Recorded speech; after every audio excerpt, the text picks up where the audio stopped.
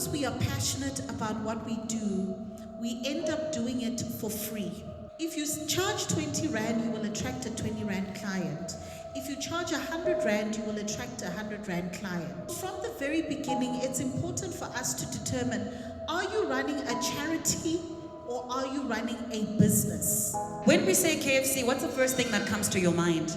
Chicken. But chicken's not the only thing they sell, right? Yeah. Because you will not want to have a drumstick every day, right?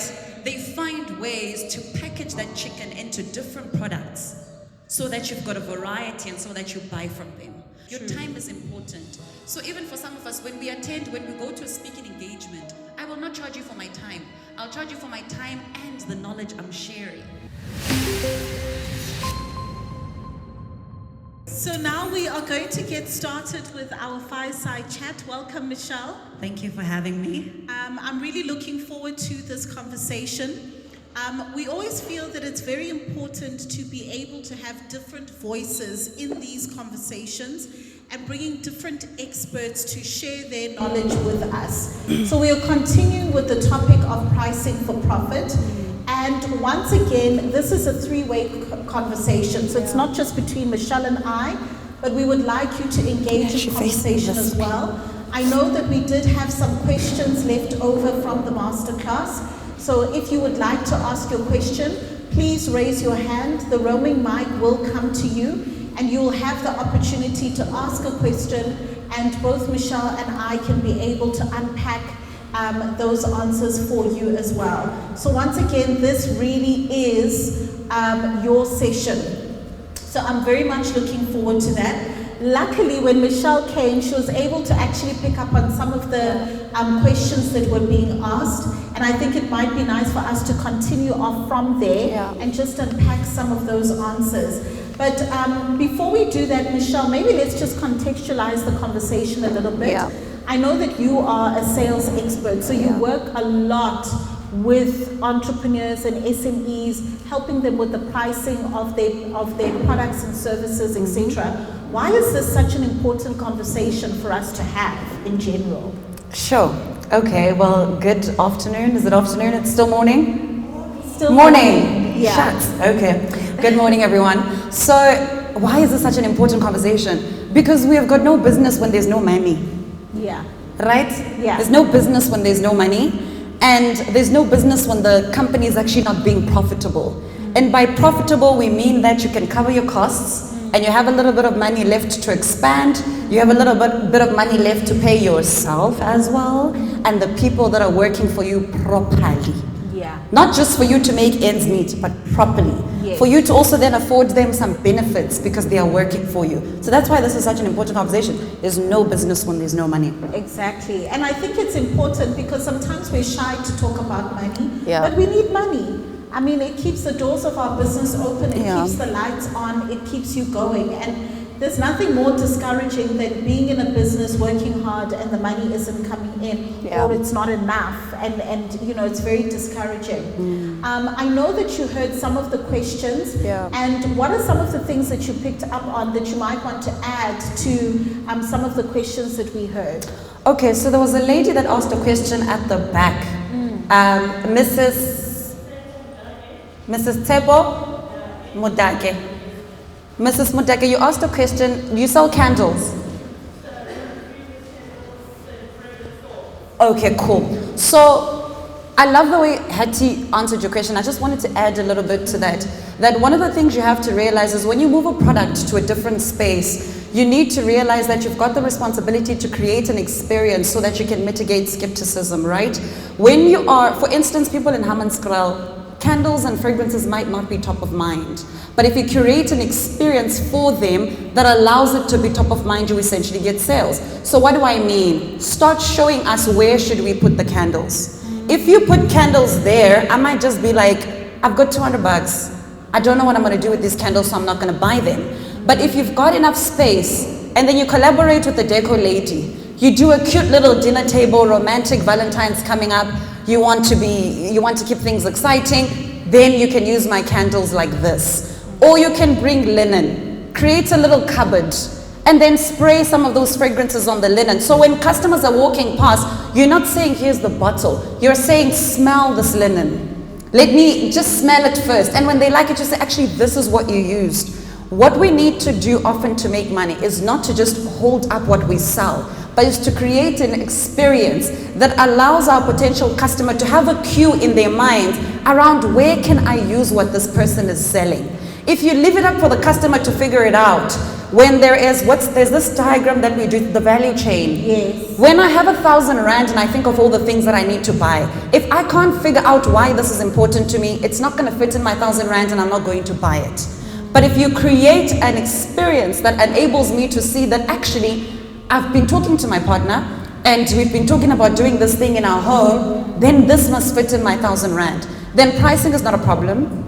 Then whether or not you're being expensive is not a problem because you've created an experience that allows this thing to be part of people's value chain. So always remember that when you create an experience, you're able to mitigate any skepticism that people might have based on where they will place your product or your service in their value chain. Yeah, Yeah. absolutely. I love that. You actually, Thank you. That's brilliant. It reminds me when we had our retail business, one of the things we always say to the sales staff is make sure that people put the clothes on. Yes. It looks different on a hanger than it does on the body. Yes. So if somebody sees something and they're like, oh, I like this dress or I like this shirt, but I'm not sure, let them wear it because it's easier to sell it once they felt it on their body, once they see it in the mirror, they can picture themselves wearing it now. Yeah. And then that's like half of the sale done. So I love that. Absolutely. And I think to even circle back to the question you asked regarding what are some of the things that I picked up, the second thing I think that was spoken about a lot is confidence. Yeah, it's like, how do I have the confidence to price myself? So I want to give you a practical example on what confidence looks like. Because I think when we speak about it, people think like it's an inner feeling and then once you feel it, you say a price. But it doesn't work like that. Yeah? There's practical steps you need to apply for confidence. So, and I always use this example because these are things that we, no matter how serious we are, we can easily relate with them, right? I want you to think of like when you're growing up in high school or gostrating, I'm sure everybody had that one girl, onale confident. That one girl, everybody was like, yo, I get in morning. But she's just confident. Or the one guy, right? What are the characteristics that told you that that person was confident? They probably had the or twist right? They were always nice, they looked good. They used to speak so slow, like, oh my God, like they were just never bora, right? I want you to realize that when somebody has confidence, yes, confidence is within, and we say about be happy with yourself, but people that are confident do the work to also show you that they are confident. Yes. They dress better, they do their makeup, they want you to see it, they want you to feel Yeah. right? Are you doing the same for your business? Yeah. And for the things that you are giving? Because if your confidence is just in the heart, I can't look into your heart. True. So I will not be able to see whether or not you're being confident. But you need to find tools and strategies to be able to show me that you are confident. You'd rather be also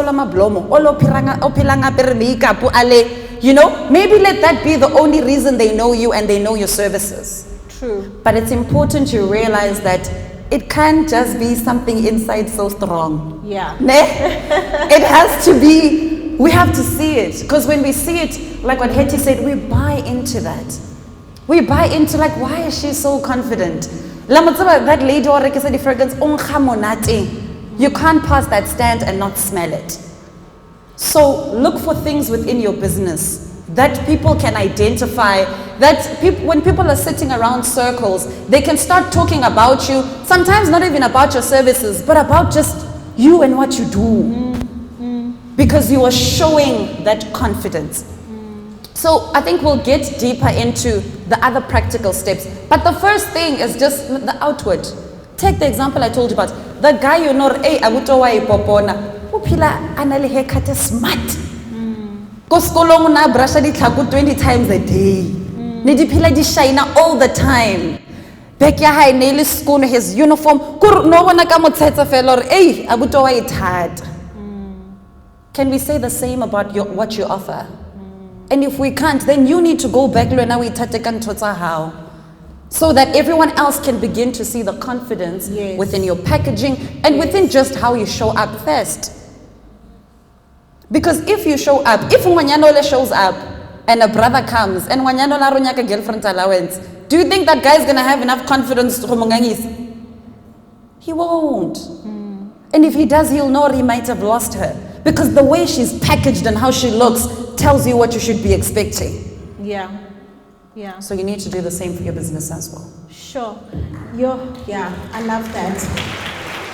I love that. It's so true because confidence is something that we see outwardly. Yes. So you feel it internally first, Yeah. but then you have to be able to show it outwardly for others to be able to feel it as well. I think you brought that point home very, very well.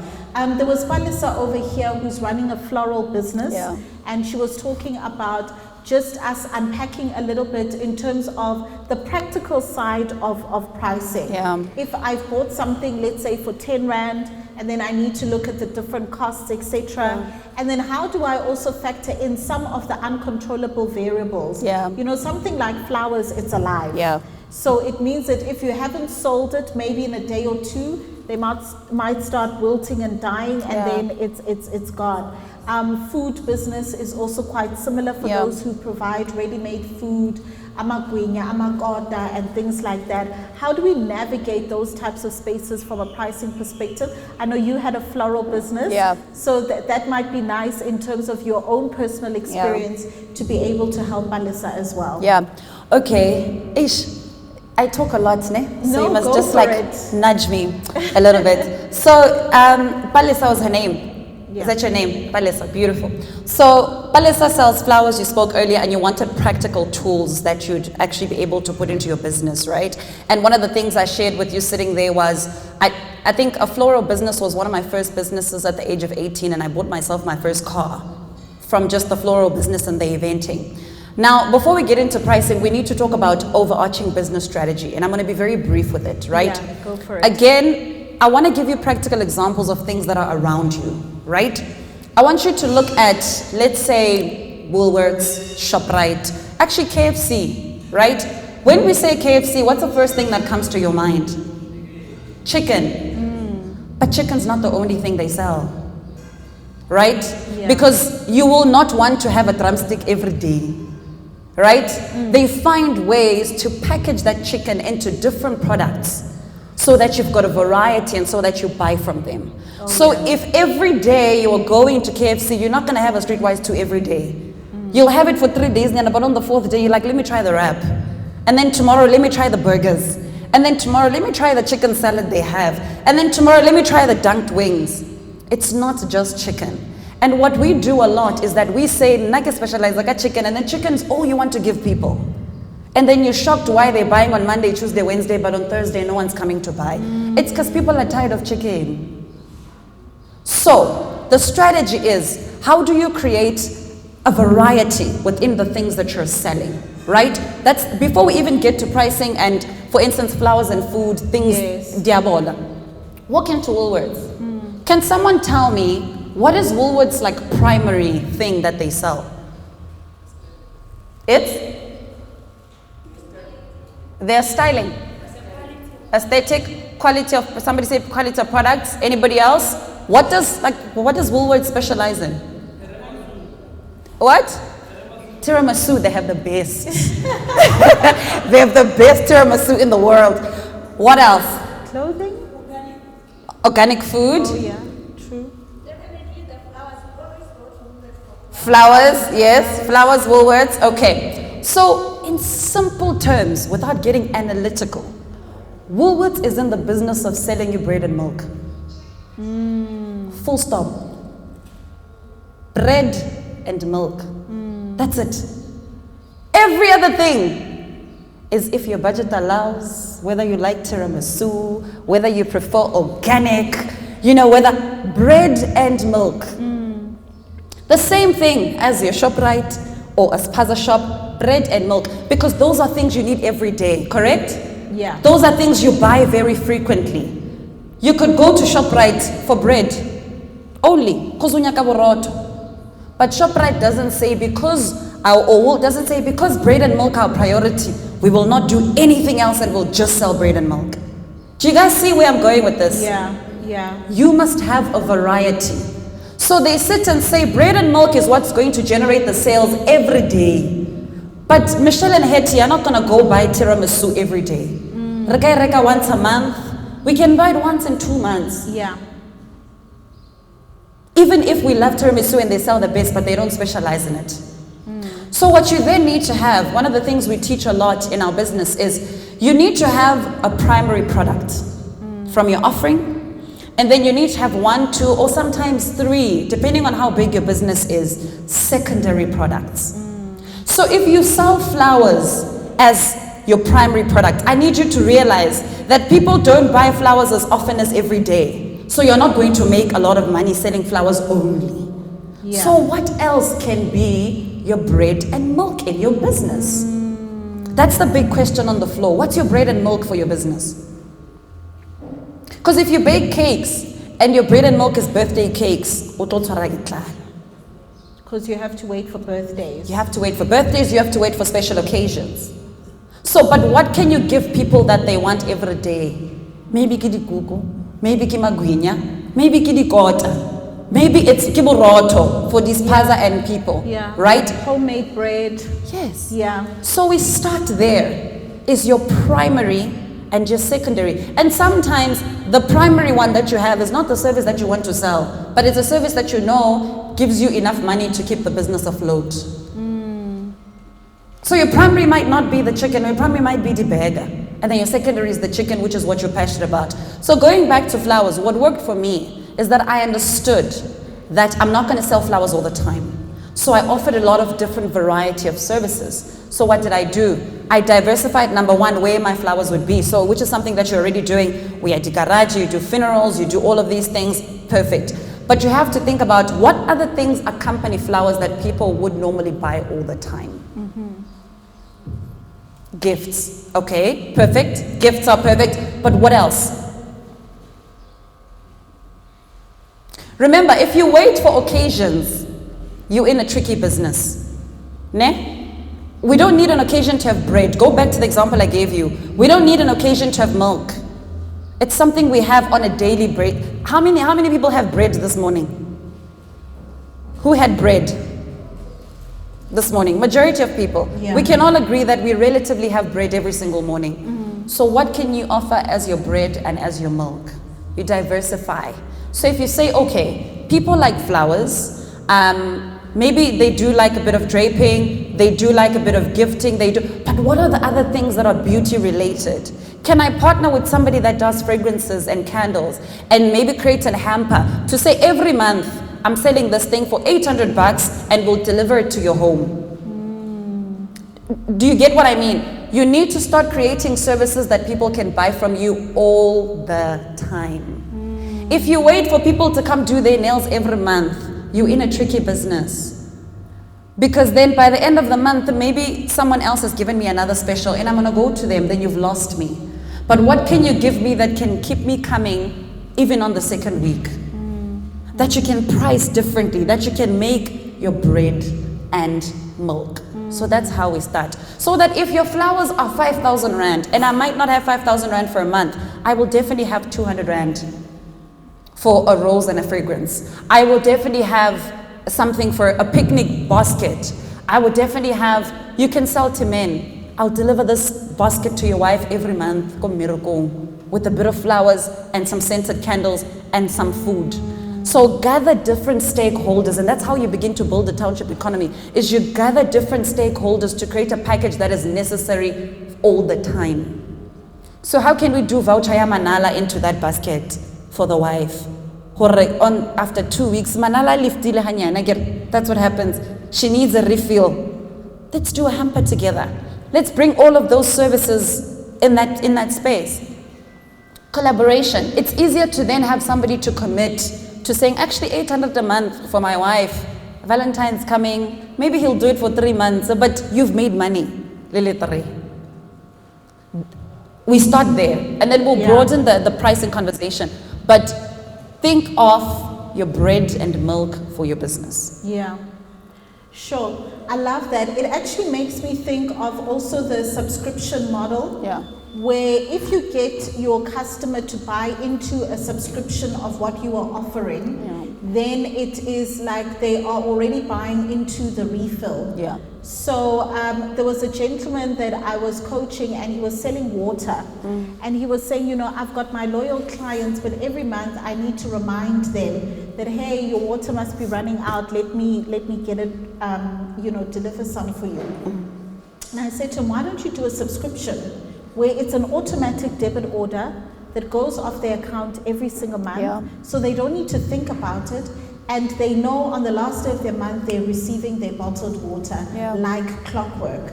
So through that, he's creating his own demand for the product itself, and it then begins to work like clockwork, and that can become then like the bread and milk. Yeah, I really love that analogy, because sometimes we are waiting for big events for money to come in. But in between those big things, what is the thing that can actually keep us going? Absolutely. And I think to that point, Palisa that sells flowers, one of the things you can do is also be on the ground. Like everybody's on TikTok. What are people talking about on TikTok? Right?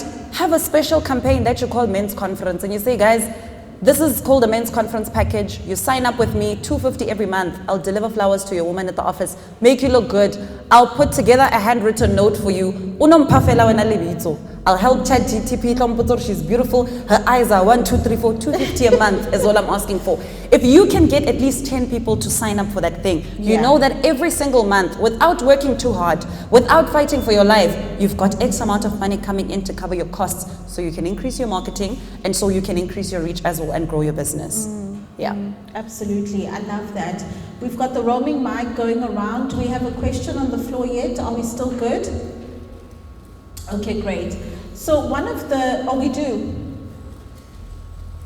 Okay. Hello. Hello. From Maubani, and I'm in an organization called Maubani Caring and Counseling Center. I started it at the backyard of my house. It was a business. I was doing counseling. People were booking, but it was not making money. So they say, if it's not making money, it's not a business. So it was not making money at all. So I registered it as an NPO. But I like counseling. The thing is that I like counseling. BA in counseling. So I like it to work as a business. But as a business, it's not working. I have registered it as a CC, but it's not working. But when it comes to an NPO, it's working because people like Diloza Mahala. When we are doing a group counseling session, people will come and attend and give support, but when it's come to booking for a group counseling session that they have to pay for, they don't book. This year I didn't even pay for the certificate of CC because it's not working as a business. What can I do to grow it as a business? Because I like it as a business. Even though I'm doing it as an NPO, it's going well. We are collaborating with UNISA. We have other sponsors and supporters. But when it comes to business, what am I going wrong when it comes to business? What can I do to grow it? You know, one of the things, and I'll hand over to you also just now, Michelle, I think one of the things that is important for us to recognize as entrepreneurs, because we are obviously very passionate about what we do, but we need to really make a decision. Are you running a charity or are you running a business? It's very, very important for you to determine the difference between the two. Sometimes because we are passionate about what we do, we end up doing it for free. And because we are doing it for free, we attract individuals that like free things. As you are saying, but it's not everybody who are It's the people that are coming to you because you're offering it for mahana. If you charge 20 Rand, you will attract a 20 Rand client. If you charge 100 Rand, you will attract a 100 Rand client. So from the very beginning, it's important for us to determine, are you running a charity or are you running a business? Because if you are running a business, then there are certain key fundamentals of what it means to run a business that needs to be in place. There needs to be what you are offering. There needs to be a price attached to what you are offering. You need to have an understanding of who you are offering it to that can afford it. That can afford it. We cannot say there's no money in counseling. I know many counselors that are doing very, very well.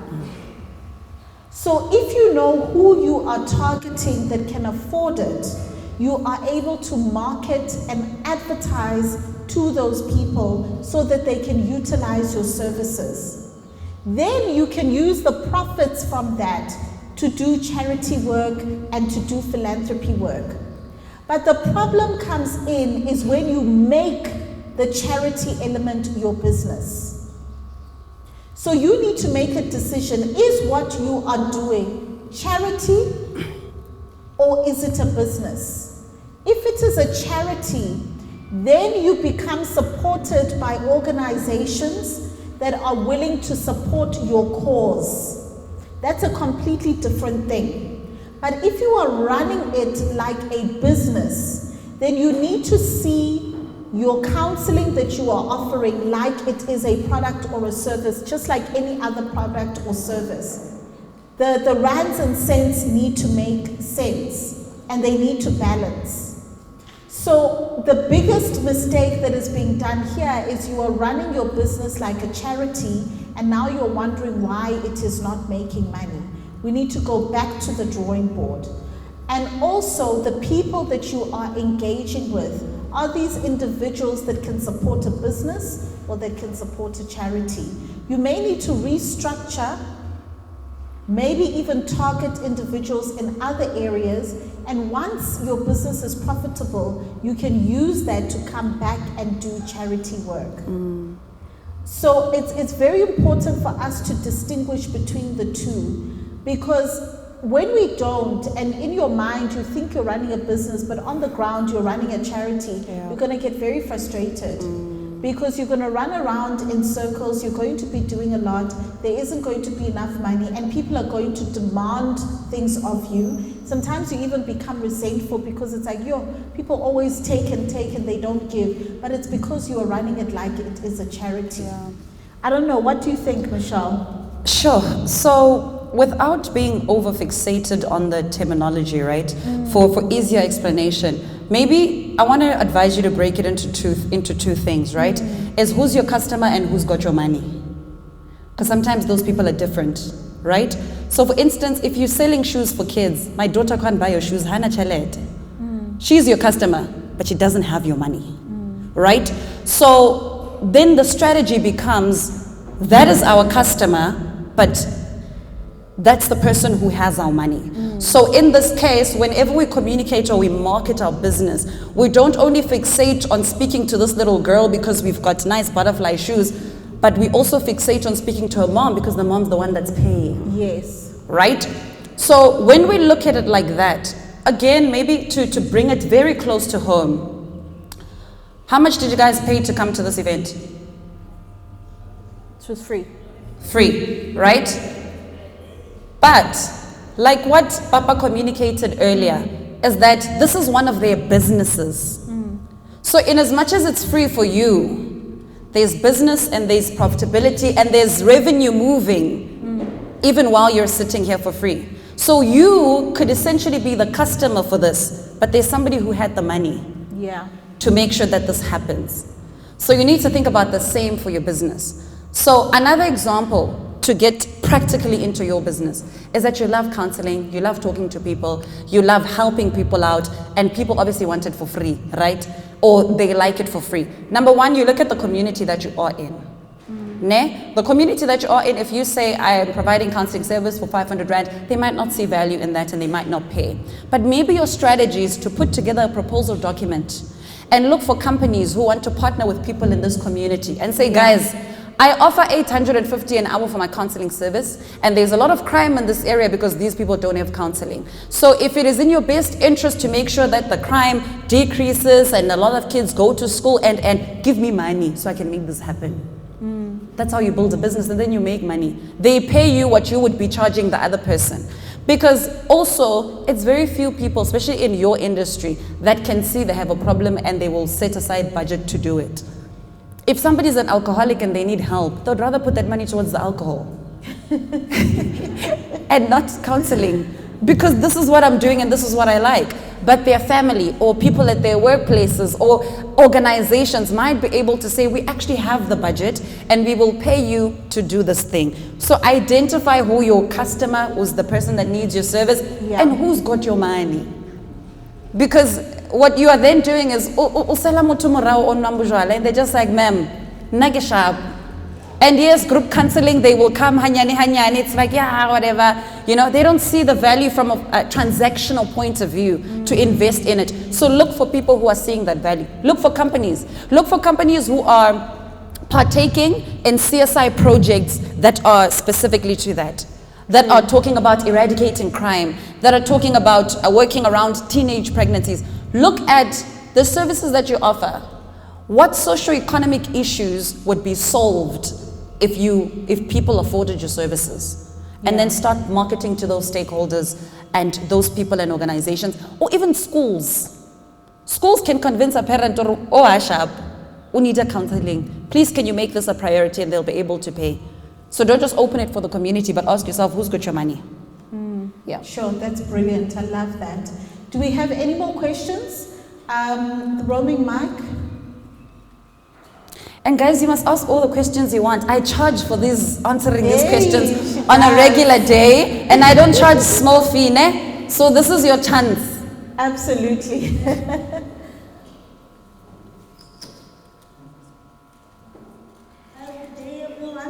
Hello. My name is Moraka, and I'm a social worker by profession.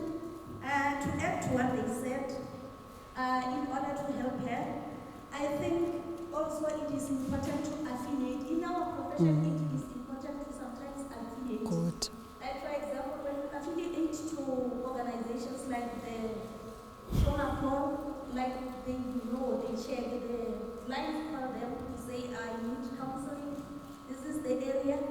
Then they will call you to check, can you do counseling for this person? And there's money there sometimes. Because there for your face-to-face session, they'll give you your 800 just for an hour. Sometimes you can do it telephonically, you can do it online, it depends, but it's slow. We have got the likes of Rishile Group, they affiliate with the counselors. So, and then another thing that I learned from master class from last month that I attended, I learned that as a counselor, you need to also partner with the people. They spoke about collaboration. You can also collaborate with the likes of the doctors around. When they have patients, they know this patient has got stress, they need counseling, they can refer to you. And when you have sick patients, you can also refer to them, like it's an exchange. And it's important at that moment. So I think you can look at things that way, they can help you in a way. And also you get the likes of, if you're having a registered private practice, you can also go approach the medical aids to say that this is my private practice. If I see a client that is paying a medical aid, can I be able to claim from you after I had a session with them? I just wanted to add from what they were saying. Thank you. Absolutely. Yeah. Can I just, piggybacking off what she also said, which is something I see a lot of entrepreneurs don't have, is who in this room has a strategy, a plan, a business, or just a document that their business runs from? Show me by hand. Okay, we've got 1, 2, 3, 4, 5, 6. So 7. So this is less people, and that is a problem. Because your business is constantly reacting to everyone else. How na plan? And house na plan, there's no business. House na planning, there's no strategy to looking for these kind of stakeholders. I make this point to say, my hope for you is when you go home today, you sit with a laptop or pampir, whatever notebook you have, and you ask yourself, in the next 3 to 6 months, what do I want to do with my business? Yeah. And this is not hectic things. No, what do I want to do? How many customers do I have? Every time we talk about pricing, one of my mentors taught me that you must always charge a price that makes you smile. Ne? But price that makes you smile, you're never going to know that price because you're constantly reacting. So people are coming to you to say, hey, nagibatla canceling and kinali 250. And then you're taking the 250 because there's no plan. But if you have a plan and you have a document to say, this is what I want to, in the next, from now until 3 months, I want to make 50,000. How am I going to make it? I'm going to call 1, 2, 3, 4, 5. On Monday, I'm going to allocate 2 hours of my time at the internet cafe and I'm going to research similar businesses. I'm going to go to websites of the businesses that already do what I offer. And I'm going to see and how do they do these things. You must have a plan. If you're going to give birth to anything, it must have a plan. Another practical example I gave you, I've got a 2-year-old. And when I was pregnant, when we first went to the doctor, they gave us a plan for what happens. I must come for the checkup. I must drink these pills. So what makes you think that this business is going to thrive when there's no plan? The different stakeholders sitting in this room are already talking 2025 strategies. There's documents. 13, sometimes 30 page documents telling you what the business is going to do next year. That's how they keep afloat. So, Ivan le plan, ne? Yeah. And if you need that kind of plan, you go on Instagram, you go on Michelle_expert real. We've got a resource called the CEO Blueprint, which is essentially what that plan is for entrepreneurs. I actually should have brought some copies for you guys. Yes, we were saying that today, but it's templates. But you must have a plan. Ne? Yeah. Ne? Absolutely. Michelle, let's talk a little bit about some pricing strategies. Because I know that there are different ways that we can go about our pricing. What are some of the pricing strategies that as entrepreneurs that we can incorporate that you can share with us? Okay, so there's several, and I think I'll start with the one where, your business is just starting off, right? You've just started, you're trying to figure out how much must I charge for this thing. Number one is you have to do research, ne? Yeah. And again, in the CEO Blueprint, we have an entire template, and the research goes as follows. You have to look for 5 companies who are doing the same thing that you're doing. 5, ne? And I always say from those 5, 2 must be local and 3 must be everywhere. So you can pick 1 from the United States of America, 1 from Cape Town, another 1 from Durban, and 1 from Joburg, and another 1 from Hammanskraal, right? Once you've picked those 5 companies, I urge you to do extensive research around them. How much are they charging? Why are they charging the prices that they charge? If you want, go to an extent of having your cousin buy from them. What is the experience like when you buy from them? How do they talk on the phone? What are those things? That's research. Research will then tell you that, okay, because these companies are different, maybe Hammanskraal, this one is in Cape Town, this is how much they charge. You're now getting an idea of what's the going price in the market. That's the first one, right? And then the second thing you do, you say, how much does it cost me to provide the service? Cost level. So you write down everything. If I need to do flowers, how much is my petrol to go to Multiflora for the flowers? And behind the logistics is your time.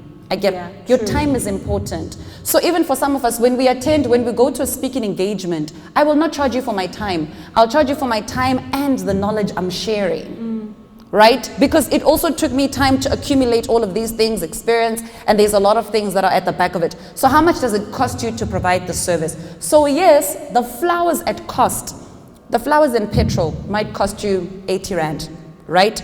You can't then put markup on 80 Rand because that's not the true cost of your business. Absolutely. The true cost is these flowers must come to my house, ne? And when they come to my house, there must be in a fridge because then what chase? Or I must create a cold environment for them. How much does that cost? True. How much time did I spend going there? And sometimes if you can't cost your time, you can even, there's a little calculator on Google that helps you do that. But I always say, you can thumb suck these things if you want to.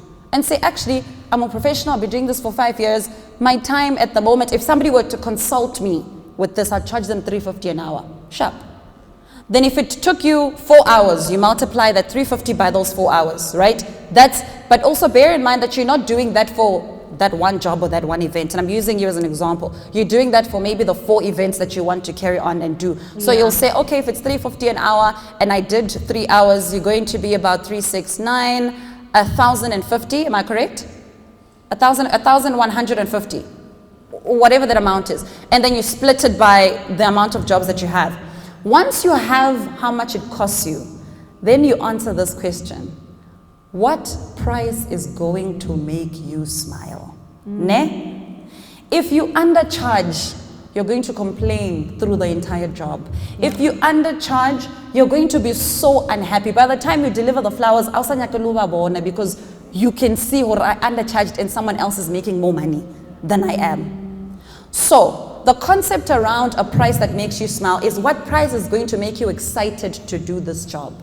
So let's say after all your costs for your flowers, you've said after all my costs are 150.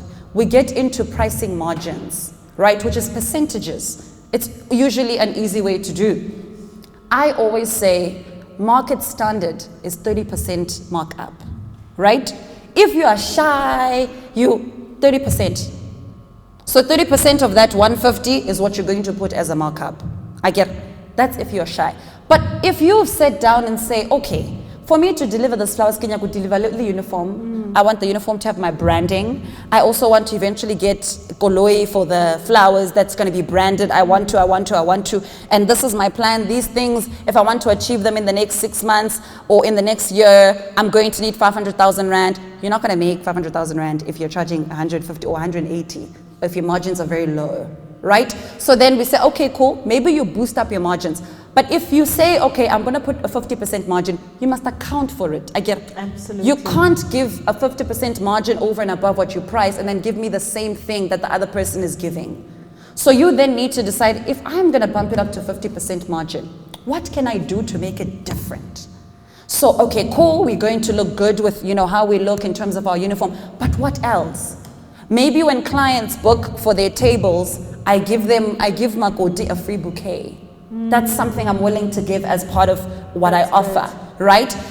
With your centered things, maybe if they order these centered things, I buy tablecloths only. And I say, if you get this, I always give my clients an extra tablecloth that's already scented. Just in case that romantic dinner you want to do today, here's the tablecloth that's sprayed in Kamunate. See, people haven't seen it, etc., etc. What are you going to put as a small little valuable thing to account for the margins that you have? Because that's going to give you confidence. If somebody then comes and says, how Mara Sally charge 180 when I won't charge 250, or you can go to Sally for 180, but for 250 I'm giving you 1, 2, 3, 4. You can name it, and you can name it with confidence. And sometimes they just need to look at you and realize, oh no, I'm not going to argue her price because look at her. Yeah. Because look at her, look at the car she's driving, just look at her. I'm not going to argue this price. There's a reason why she charges this much. Be that person. But margins is always easier. And then the second pricing strategy, which I always think works, is you must always have a price that makes you smile. And this is a cheat code, ne? So let's go with Javad. There's a price that makes you smile, and there's the original price, right? So for instance, you can get into a place and they say, we want to do this, how much is it? And you say it's 10,000 Rand. Because that's a price that makes you smile, right? And then they say, oh no, we can't afford it. But you know that 10 is the price that makes you smile. But 7 is the real price that's good enough for you to still provide the service. So when you've said it's 10,000 Rand, they say no, you say, oh okay, how about 9? But you might end up getting 8,000 Rand for the job, but you still made money. True. Because your ball mark was 7. And what a lot of people do is we start at 7 and then we are negotiated to 5 and then we hate the job. So have a benchmark to say 10 is where no one's willing to argue with me. But if they were to argue, the worst I'm willing to move is 7. And even ka 7, I can still rock up, I can still give you the bells and the whistles. And chances are you might even end up go 8 or 9 True. or 8.5 and still be happy to provide the service. So if you are in a competitive environment, they are always questioning your price. Always give them the price that makes you smile. Because then you know they're going to try to talk you down. But they'll still talk you down within a variable that makes you happy, or within the price range that makes you happy. So I think those two are like good to start with, that you can run with for now. Great stuff. Do we have questions on the floor? Romy, Mike, there's a question over here.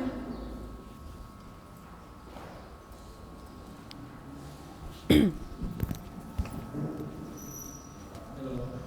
Hi there. My name is Kamal Bezela. I'm from Masbak in Mandela Village.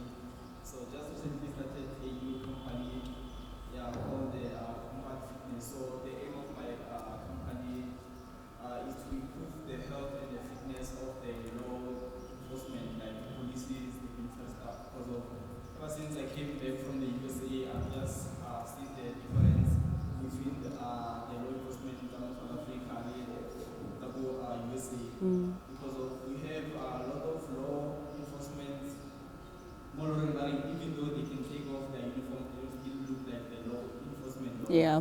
Yeah. So my company is to improve their health and fitness, and so I'm still struggling on how can I charge them. So far, I just had a proposal with the Metro Police. They just offering me to train them and improve their health and fitnesses. So I'm still struggling with how can I charge them. And I also have a new company that helps people to travel to Asia to teach overseas and also work in the USA.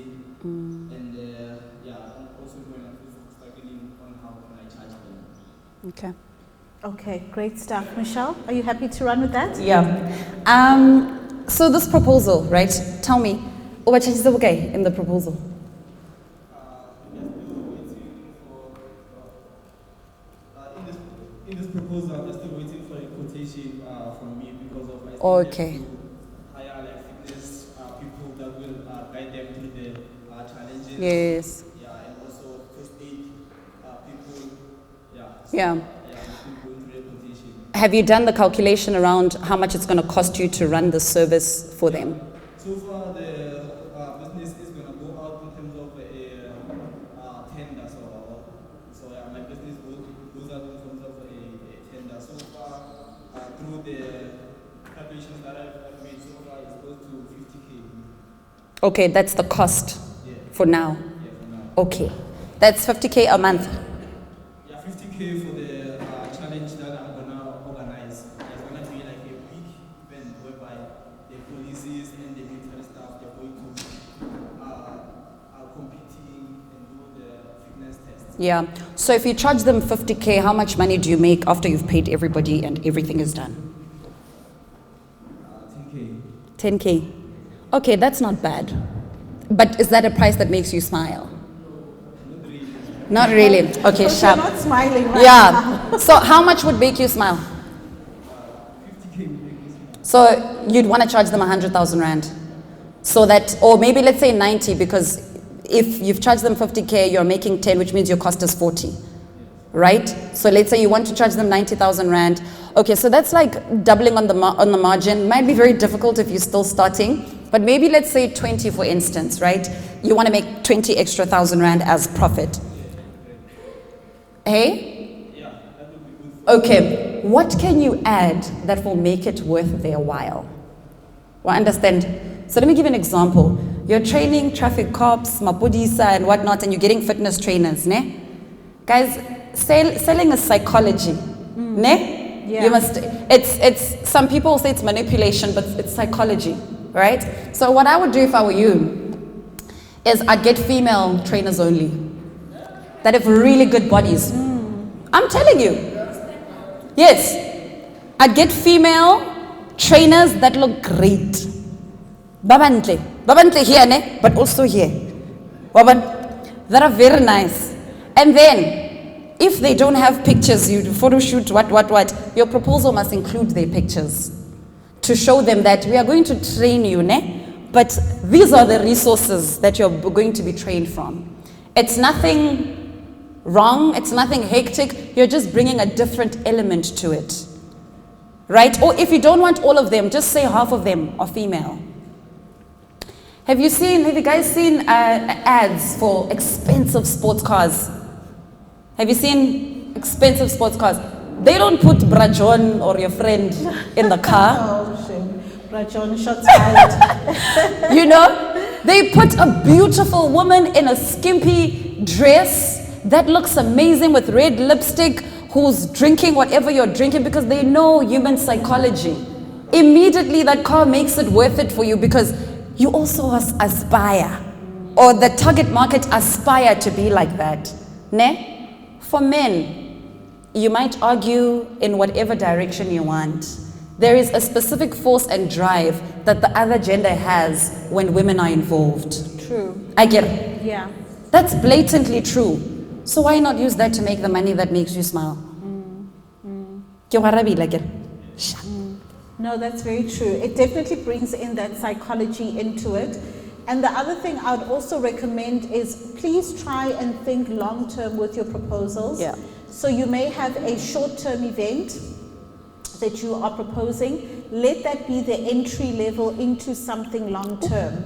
So for example, you propose a short term event and say that in the event that this is successful, this is how we want to roll this out as monthly boot camps or weekly sessions, etc. Because that's what people do, for example, with gym. If the gym told you how much your gym membership is per year and you must pay the annual fee, nobody would register for gym. But instead they say, okay, instead of saying pay 5,000 Rand, they'll say pay 500 Rand a month. So you're able to break down that amount into smaller doses that they can be able to pay on a monthly basis, and it guarantees you revenue every single month. So try to have a long-term perspective as well, because I think that really helps. Can I also just say, maybe the example I used, right, is just to give you an idea to say, tap into the aspiration of the people you're talking to. Yes. If 007 and James Bond is what they want to build to be and look like, then use that as your marketing strategy. Yeah. Then paint the picture to James Bond and whatever. If they want to do, the Will Smith bad cop, use things that people have access to. Yeah. The US Army is great, but yeah, whatever. You know, but if you use something that's close to home, Rambo, whatever it is, use that. So that you can connect with their desires. Because when you can connect with someone's desire, I can tell you right now, it doesn't matter how much you charge, they will buy, because desire is always louder than logic.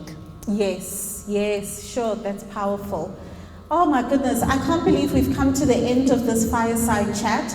I think it's given us really different perspectives to think about when it comes to pricing, the psychology of pricing, how to communicate value. I think you really drilled that home quite well, Michelle. Thank you. Just looking at the bread and the milk as well, what's bringing us daily revenue, that really stood out for me. So thank you so much for that.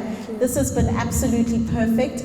Just in a few short sentences, Michelle, what do you want to kind of leave us with in terms of a message? We're drawing out towards the end of the year. A lot of us are reflecting on how the year has been. We're already thinking ahead to 2025 and what we want for our businesses. What would be your final parting words in terms of what we should be considering at this point of the year? Sure. The first thing I'd say is the year's not done yet, ne? So don't be tired. When you pull back and you relax before the year ends, you're like the person that just stops running towards the end of the race. You still have time. And I know it's like, Christmas is a few weeks, it's fine. You can do so much in 3 weeks. You can do so much in 4 weeks. Don't get tired. And then the second thing I would say is have a plan. I think I stressed this a bit earlier. Do not walk into the coming year without a plan around where you want to take your business, what do you want to do with it, and how are you going to do it. Have a plan. And if maybe the next few weeks for you are just you sitting daily, allocating an hour a day to come up with a plan for your business, then do that. But you must have a plan. And how you come up with this plan, or maybe learn how to put this plan together. So, and I think we were talking about this when we were doing the podcast, so who's on TikTok here? TikTok? Everybody's on TikTok. Okay. What I want you to do is, I want you when you go home during your leisure time, I give you guys like scrolling on TikTok. There's a little search button, right? I want you to click on that search button, and when you click on it, I want you to type business plan, ne? Or type business strategy, and I want you to watch whatever video comes up there. That's how you use social media to your leverage and to learn things that you could easily be paying for. Absolutely. Myself and Hetty have so much content on TikTok, on YouTube, everywhere. literally giving you a step-by-step plan on how to do this. This information is there, and you just need to redirect your attention from watching the funny and the amazing things you enjoy to actually watching things that are going to help you put together a plan for the coming year. So don't get tired, use your time wisely, but come up with a plan. I agree. Less time with Brother Enigma. Follow Monetize Your Business. All right. Follow FNBSA. Follow Michelle Expert. Yeah. Michelle _Expert Real as well. And just make sure that we are feeding our minds even in our timeline. Yeah. And I love what Michelle is saying, because your algorithm will change.